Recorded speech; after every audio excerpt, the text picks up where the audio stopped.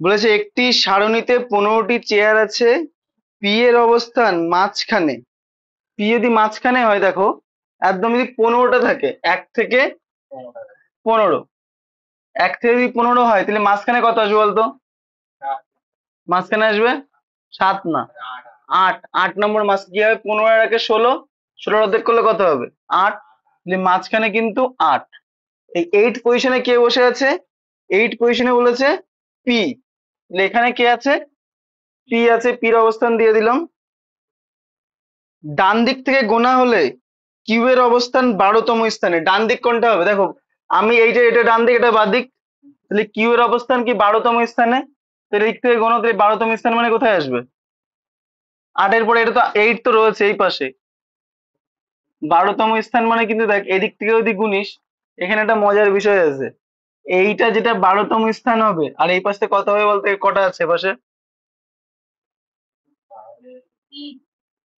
মোট তো 15টা। এই পাশে তো 1 2 3 আছে, তার মানে এটা 12তম স্থান, মানে এই পাশে কততম স্থান? 4তম স্থান। এই 4তম স্থানে কে থাকবে? 4তম স্থানে হলো কিউ। তাহলে এখানে আসছে আমার কিউ। এখানে 12 মানে এদিকে যে 3টে থাকবে, তাহলে এটা 4তম স্থান, যেহেতু আমি তো এদিকটা সিরিয়াল করেছি। তাহলে এটা আমার লাগছে না এখন। পি এবং কিউ এর মাঝখানে কয়টি চেয়ার আছে? এবার পি আর কিউ এর মাঝখানে কটা চেয়ার থাকবে? এর মাঝখানে কটা আছে? 5 6 7, তাহলে কটা চেয়ার? 3টে চেয়ার। তাহলে পি আর কিউ এর মাঝখানে 3টে চেয়ার আছে। কোন পরীক্ষায় রাজ মতির থেকে বেশি নম্বর পায় কিন্তু মিনার মতো নাম্বার নাই? দেখো রাজ বলেছে মতির থেকে বেশি, তাহলে এই যে মতি, মতির থেকে রাজ বেশি, রাজ আমি উপরে লিখছি। রাজ মতির থেকে বেশি পেয়েছে কিন্তু মিনার মতো নয়, মানে মিনার থেকে কিন্তু কম। তাহলে মিনা, এর উপরে এখানে মিনা থাকবে। মিনা গণেশ এবং রূপালীর থেকে বেশি পেয়েছে। এই যে মিনা, সে গণেশ এবং রূপালীর থেকে কিন্তু বেশি। তাহলে এর নিচেই কিন্তু গণেশ আর রূপালী থাকবে। এ পাশে দেখো আমি গণেশ আর রূপালীকে এখনই ঢুকাচ্ছি না এখানে, গণেশ আর রূপালীকে এই পাশে রাখছি, আমি একটাই পরে ঢুকাবো, কারণ এখনই বোঝা যাচ্ছে না কারণ কে কার আগে পড়ে যাবে। গণেশের নম্বর মতির থেকে কম। গণেশ কিন্তু কি বলেছে? মতির থেকে কম। তাহলে গণেশ কোথায় চলে আসবে? এখানে। গণেশ চলে আসছে মতির থেকে কম যেহেতু এখানে। এটা তাহলে এবার কি? তাহলে রূপালী আমি সবার লাস্টে দিয়ে দিলাম, এই যে রূপালী। এবার কি বলেছে? নাম্বারগুলি নিম্নমুখী সাধারণত হাইয়েস্ট থেকে তো লোয়েস্ট এসছে। নিম্নমুখী মানে তাহলে উপর থেকে দ্বিতীয় স্থানে কে আছে? রাজই আছে। কোন একটা পরীক্ষায় যারা উত্তীর্ণ হয়েছে তাদের মধ্যে বাবলুর স্থান উপর থেকে 16 এবং নিচের থেকে 29তম। দেখো যদি র্যাঙ্ক ওয়াইজ সাজানো হয়, বলেছে বাবলুর স্থান উপর থেকে, মানে এই যে এক যদি সাজানো হয় উপর থেকে হচ্ছে 16তম, যদি এইভাবে সাজাই, আর যদি নিচের থেকে সাজাই, নিচের থেকে গিয়ে এ হচ্ছে কত? 29তম। তাহলে এই 16 আর 29 কিন্তু সেম। ঠিক আছে, আমরা আগেই দেখেছিলাম যদি এরকম আসে মোট কতজন কি করে বের করতে হয় বলতো? এই দুটো কি করব? যোগ করে 1 মাইনাস, তাহলে 16 আর 29 যোগ করো, 16 প্লাস 29 কত হচ্ছে? 45 মাইনাস 1। তাহলে এই সিরিজে মোট কতজন লোক আছে? 44 জন। এবার এই যে 44টা ক্যান্ডিডেট, এটা কি পরীক্ষায় পাশ করেছে? এটা কিন্তু পাশের লিস্ট, এটা যেটা কোয়ালিফাইড দের লিস্ট, সেটা হচ্ছে 44 জন। এবার নিচে এসে দেখো কি বলেছে? 6 জন পরীক্ষা দেয়নি আর 5 জন অকৃতকার্য হয়েছে। তো এই মোট ছাত্র সংখ্যা কত ছিল? এখানে 6 জন পরীক্ষা দেয়নি প্লাস 5 জন আরো ফেল করেছে, তাহলে মোট কত হবে? 55 জন। তাহলে মোট আমার ছাত্রছাত্রী কতজন আছে? 55 জন। এখনই রাম উপরের থেকে 17 নম্বর র্যাঙ্ক এবং 9টি বালক রামের আগে আছে, তবে রামের পরে বালিকাদের সংখ্যা কত? দেখো মোট তো ছাত্রছাত্রী কত? 60 জন। এবার এখানে বালক কতজন হবে? বালক বলেছে বালিকাদের দ্বিগুণ, তো তাহলে বুঝতেই পারছি বালক 40 আর বালিকা কত? 20। এর জন্য তো নিশ্চয়ই আমার আলাদা করে হিসাব করা লাগবে না। এটা যদি 20, এটা 40 দ্বিগুণ আছে। এবার এবার কি বলেছে? বলেছে যে রাম উপরের থেকে 17 নম্বর র্যাঙ্ক করেছে। যে রামের যে র্যাঙ্ক, যদি আমি এইভাবে আসি, রামের র্যাঙ্ক হচ্ছে 17 উপর থেকে, এবং 9টি বালক রামের আগে আছে, তবে রামের পরে বালিকাদের সংখ্যা কত?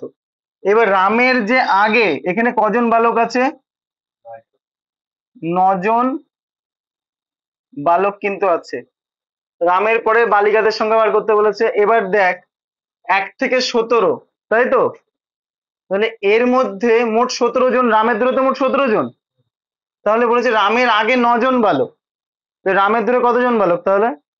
10 জন। তাহলে এই 17 জনের মধ্যে 10 জন বালক, তাহলে বালিকা কতজন হবে? বালিকা আছে 7 জন। বা তুই এইভাবে ধরতে পারো যে 17 আগে তো 16 জন আছে, 9 জন বালক হলে বালিকা 7 জন, সে ব্যাপার সে একই। এইবার রামের পরে থেকে কতজন বালিকা থাকবে? মোট তো বালিকা আমার কত, 20 জন। তাহলে এখানে তো 7 জন অলরেডি বসেই গেছে, তাহলে আর কজন বালিকা বাকি আছে? 13 জন। 20 - 7, রামের পরে বালিকা আছে কতজন? 13 জন।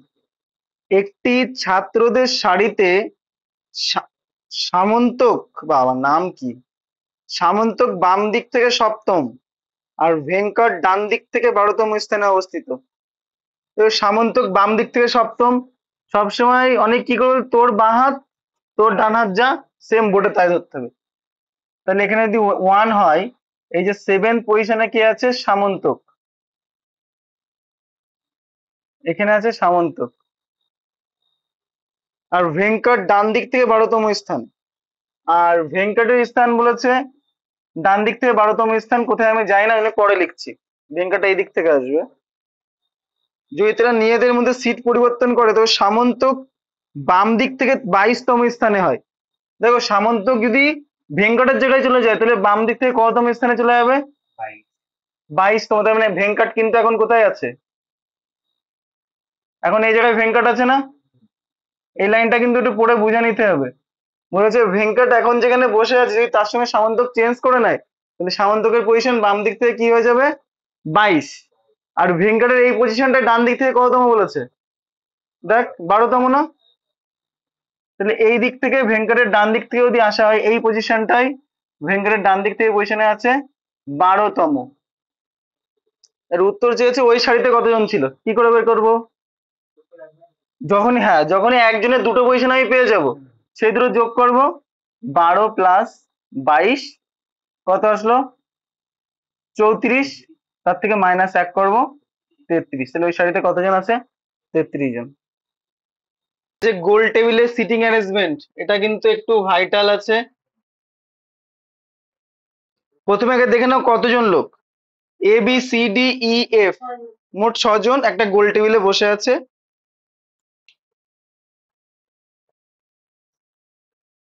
2 3 4 5 6। যাক, মনে করো এই 6 জন বসবে।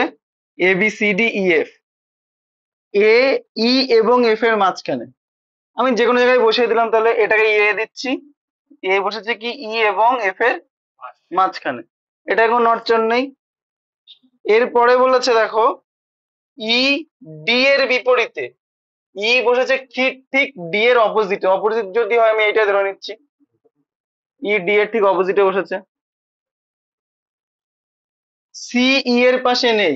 সি যেখানে থাক ই এর পাশে যাবে না, তাহলে এখানে না গেলে তো একটাই পজিশন বাকি আছে, তাহলে সি কে তো আমার এখানেই দিতে হবে।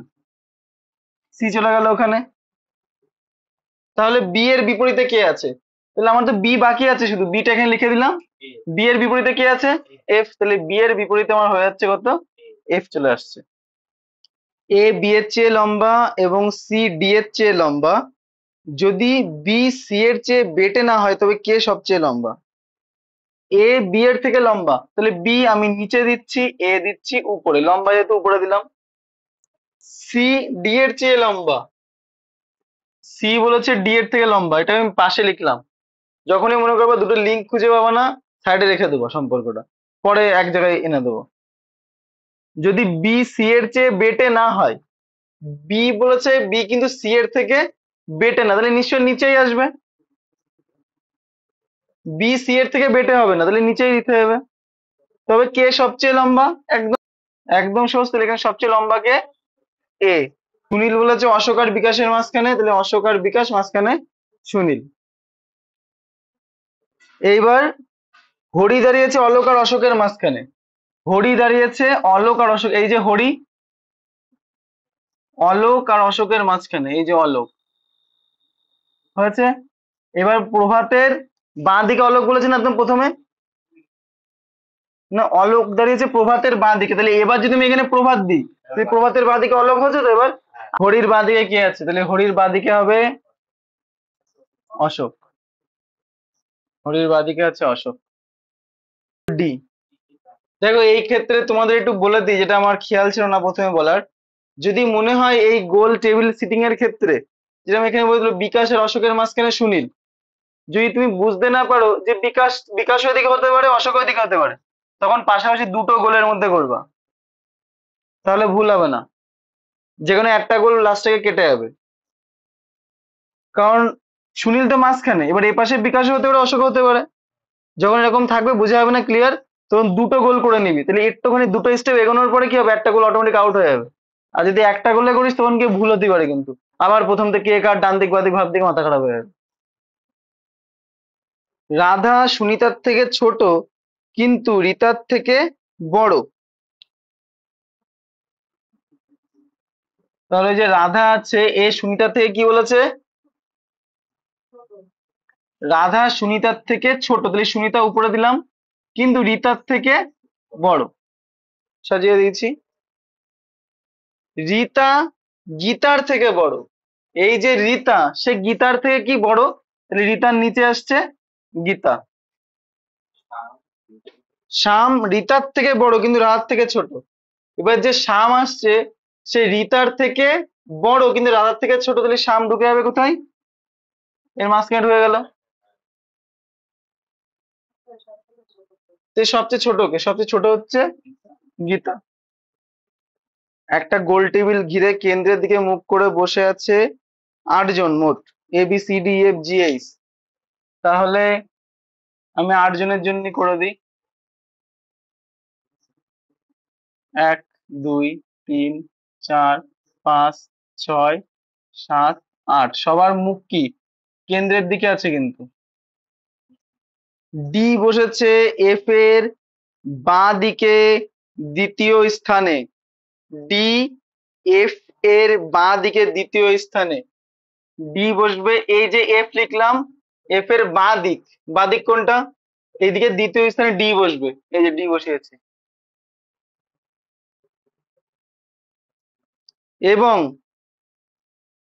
এইচ এর ডান দিকে তৃতীয় স্থানে, ডির যে স্থান এফ এর বাঁ দিকে দ্বিতীয় স্থান দিয়েছি, এবং এইচ এর ডান দিকে তৃতীয় স্থান দিতে হবে এটা, তাহলে এইচটা কোথায় দিতে হবে, আমার এইচটা এখানে দিতে হবে, তাহলে এর ডান দিক 1 2 3 নম্বর স্থানে চলে আসলো।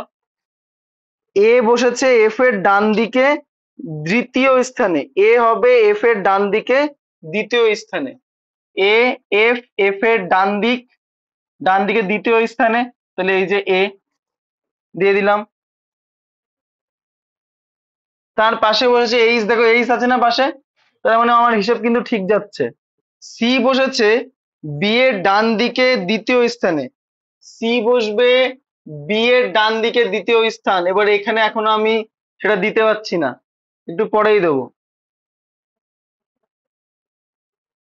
এবং এফ রয়েছে বি এর ডান দিকে তৃতীয় স্থানে, এফ থাকবে, এই যে এফ এ থাকবে বি এর ডান দিকে তৃতীয় স্থান, তার মানে এখানে বি আসবে, তাহলে এই যে ডান দিক 1 2 তৃতীয় স্থানে এফ চলে আসলো। তাহলে এটাকে এবার সি এর পজিশনটা একটু লিখে দিই, সি বলেছিল বি এর ডান দিকে দ্বিতীয় স্থান, বি এর ডান দিক কোনটা হবে, এইটা, এই যে দ্বিতীয় স্থান সি বসে গেল, তাহলে আর দুটো মাত্র কিন্তু বাকি আছে। এফ এর পাশে জি বসবে না, যে জি সে এফ এর পাশে বসবে, তাহলে জি কোথায় বসবে, এখানে, তাহলে বাকি কি থাকলো, ABCDE বাকি আছে, শুধু ইটাকে আমি বসিয়ে দিলাম। এবার দেখো আমার কি বলেছে, এর ঠিক বাঁ দিকে কে বসেছে, একদম এ তার বাঁ দিকে কে বসেছে, ই। অনুযায়ী প্রশ্নগুলির উত্তর নির্বাচন করো, একটি গোলকের টেবিলে ঘিরে পরস্পর সমদূরত্বে রাখা 6টি চেয়ার, 6টা চেয়ার, 1 2 3 4 5 6। অরুণ প্রসূন সত্যেন কাঞ্চন নরেন মিঠুন বসেছে, অরুণ মিঠুনের পাশে ও কাঞ্চনের উল্টো দিকে বসেছে। দেখো অরুণ কোথায় বসেছে, মিঠুনের পাশে, মিঠুনের পাশে বসেছে কোথায় আমি জানি না, ডান দিক না বাঁ দিক, কিন্তু অরুণ কাঞ্চনের উল্টো দিকে বসেছে, তাই না? তাহলে অরুণ যেখানে থাকবে কাঞ্চন ঠিক তার উল্টো দিকে থাকবে। আর মিঠুন এপাশেও থাকতে পারে, এপাশেও থাকতে পারে। মিঠুনকে আমি এখন বসাচ্ছি না, একটু পরে বসাবো। সত্যেন বসেছে কাঞ্চনের ডান দিকেও, প্রসূন বসেছে অরুণের বাঁ দিকে। সত্যেন কাঞ্চনের ডান দিক মানে এই দিকে,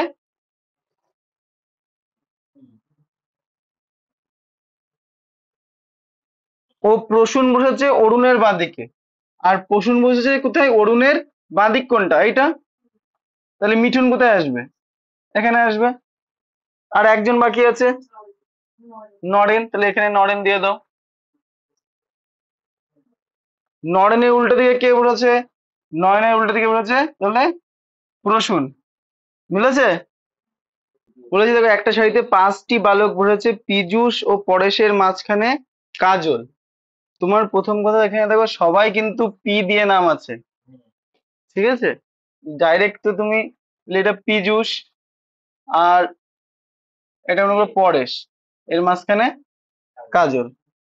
এবং রানী ও পীযূষের মাঝখানে গোগল। রানী আর পীযূষের মাঝখানে গোগল। মোট কতজন বলেছে? 5জন তো।